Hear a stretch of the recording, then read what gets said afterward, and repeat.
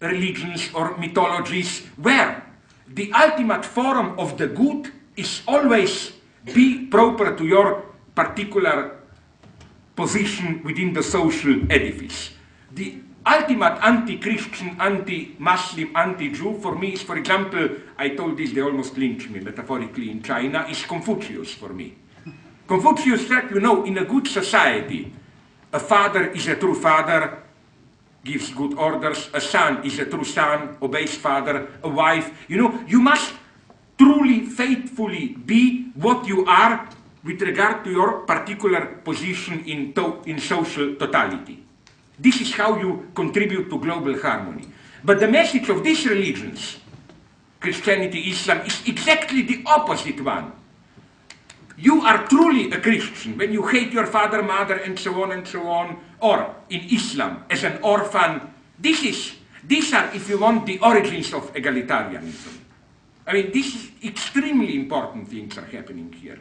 I claim still that, in this sense, we should be faithful, as it were, to this tradition. But again, we should really be aware, and this in no way justifies possible today's Islamic fundamentalisms. But my God, read the history of the Crusades.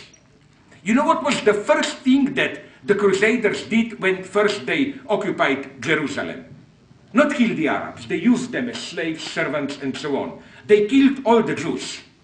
You know what was when Saladin reoccupied, liberated, whichever way you want to put it, Jerusalem? This is not a joke. You know what was one of the first, according to some sources, even the first public proclamation? A call to Jews, now you are free to return. My God, these were totally different. What does this mean? This means that, this means something very tragic. This means that, deplorable and horrible as it can be, the recent, let's call it partial fundamentalization of Islam is strictly correlative to new postmodern, whatever, capitalist globalization. It's part of the process how they unfortunately react to globalization. A proof. Let's take a country which we all usually dismiss as the very notion of stupid fundamentalism today, Afghanistan. Maybe, I don't know, maybe, but are you, if you are old enough, unfortunately you are not, I am, if you remember how was Afghanistan even before the Soviet invasion, you know that historically this was one of the most tolerant Islamic countries. For example, in their third or fourth city, Herat, I think, they have a long tradition because there are Buddhists, Islamists, Zoroastrians, even Christians. They were all the time visiting each other's churches, praying together, even before even Soviet invasion. It was a monarchy, Afghanistan, with a relatively enlightened monarch who tried to modernize the country. Typically, Afghanistan had such a strong local communist party that they made a coup d'etat and took the power themselves. And it was then, when they were in danger of losing, that Soviet Union intervened and so on. So what I'm saying is that before Afghanistan got caught in the superpower politics, there was no trace of fundamentalism and so on. Fundamentalism emerged from Afghanistan being caught into world politics. So that today there are two characteristics of Afghanistan. Ideologically fundamentalist, the population, economically fully integrated in the world market. You know how it is. Again, my source here is Newsweek or Time. One thing you must say Taliban did. They really tried to prevent the production of opium.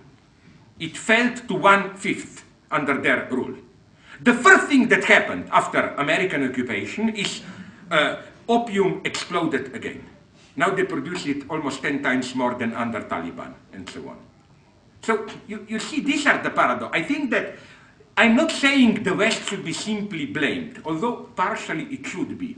I think, as they admitted today, the greatest catastrophe of the West is that till some 10 years ago even, they judged that secular left in Muslim countries is more dangerous than the religious one, and they systematically supported the more religious ones. And this goes very concrete. Do you, for example, know, I read this incidentally in Israel, in some, how is it called? I forgot their big, I forgot which one, not Jerusalem Post. the big left liberal newspaper. Do you know? Haaretz, yes, Haaretz. Do you know that, for example, till about 10 years ago, according to some sources, even till 7, 8 years ago, it's not a joke what I will tell you, Israel financially supported Hamas for a very simple reason: divide and rule. No? At that point, Arafat's PLO was still dominating. They wanted split. Now they're paying the price, and so on and so on. I mean, that's the danger. I think that so-called Arab fundamentalism is the price we are paying for the disappearance of the secular left among the Arabs. This is the true mega tragedy. My God, look at, if you know a little bit, in the 60s, 70s, even the faces were different. I remember there was Hannah Ashrawi, that pupil of Edward Said, and so on. There was a very strong, open, feminist, even secular strength among Palestinians. Because of all the Western machinations, they practically disappeared now.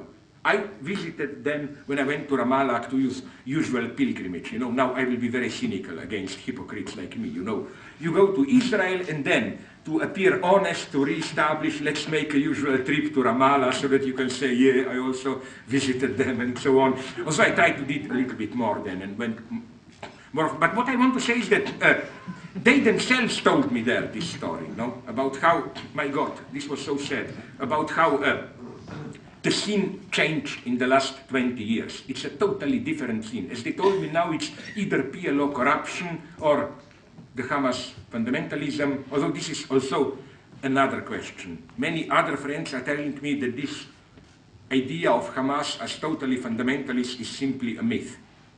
For example, some of my Jewish friends, who are not some kind of a totally crazy, self-hating Jews, no? For example, work freely as lawyer for Hamas, and are telling me that there are whole orientations within Hamas which are quite normal, if I may put it in this way. So again, there are serious problems here. Yes, I will stop. We know so little. Stop. Okay, I stop.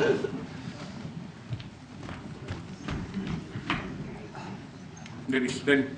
Oh, I'm sorry. No, sorry, you are now, but then... Yeah. Now, with the financial crisis we're in, the role of the state is reconsidered. Yeah.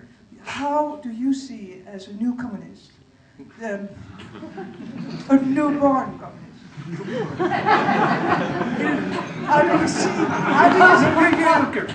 how do you see the role of the state now? No, my first... Okay, now I will try to be short. I don't know. What I do know is that it's not really this... The idea that, you know, till now we were in free liberal capitalism, the state was marginalized. This is a myth. The state is maybe withdrawing from social services, healthcare, but basically the state was all the time getting stronger than ever. Look what happened effectively in United States from Reagan onwards. All the time the rhetoric was big bad Washington state. The state was getting stronger and stronger. I don't think there was ever a state as strong as United States today with regard to all its state apparatuses, even its role in economy. What free market? They're intervening like crazy all the time, changing the rules, enforcing the rules, and so on and so on. So again, the first lesson to be taken is that we should retroactively reconsider, reject this myth that the state really was somehow disappearing, whatever. No, again, I read a nice analysis which claimed that, for example, if today you want to establish a company, how much more do you need a state than 100 years ago and so on, or even 50 years ago, for all ecological concerns, infrastructure, and so on and so on. So first, I think that, you know, we should not only reassert the state in the sense of, you bet, right-wing liberals wanted to diminish the state, we want a stronger state. Our first thesis would be, look who is talking. This is what explains this great paradox, radical change in American politics. Till 20 years ago, as you probably know, the logic was that when Democrats were in power, they were spending too much money for social programs. Republicans introduced stability. From Reagan onward, it's the opposite. When Republicans are in power, state deficit explodes. When Democrats came, Clinton stabilized finances under Bush. They're totally crazy now. In the usual Bush era, United States needed an influx of $1 billion per day. Their deficit per year was usually 350, 400. In last year, it was approaching 2,000 billions. No? So now it's getting totally crazy. So I think that now with this first 700, now another 800 billions dollars, they will need the state even more. And the tragedy is that the situation is totally chaotic. I mean, I think that really United States are getting a little bit crazy. Now, did you read 2-3 days ago, it was in the newspapers of how, of that first round of 700 billion, of the first even 350 that they spent. You know, the money that was given to the banks, you know how 50